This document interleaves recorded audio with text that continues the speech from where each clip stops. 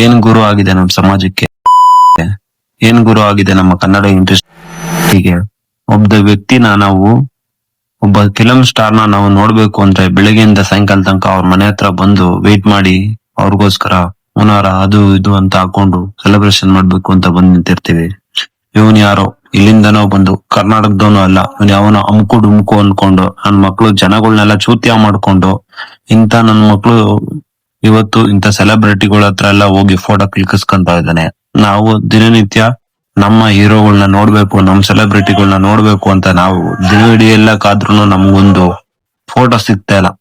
ಈ ನನ್ನ ಮಗ ಯಾವ್ದೋ ಒಂದ್ ಆಡ್ಬಿಟ್ಟವನೆ, ಅದನ್ನೇ ತಗೋ ಎಲ್ಲಾರ ಹತ್ರನು ಅಮ್ಕು ಡುಮ್ಕು ಅಮಾಲ್ ಡುಮಿಲ್ ಅಂತ ಹೇಳಿ ನಮ್ಮ ಕನ್ನಡ ಇಂಡಸ್ಟ್ರಿ ಹೀರೋಗಳಿಗೆ ಹಾಗೂ ಕನ್ನಡ ಜನಗಳಿಗೆ ದಯವಿಟ್ಟು ಸ್ವಲ್ಪ ನಮ್ಮ ಕನ್ನಡ ಇಂಡಸ್ಟ್ರಿಗೆ ಸ್ವಲ್ಪ ಮಾನ ಮರ್ಯಾದೆ ಅನ್ನೋದು ತುಂಬಾ ಇದೆ. ದಯವಿಟ್ಟು ಇಂತ ನನ್ನ ಮಕ್ಕಳಿಂದ ದೂರ ಇರಿ, ನನ್ನ ಮಕ್ಕಳಿಂದ ಫಸ್ಟ್ ದೂರ ಇರಿ.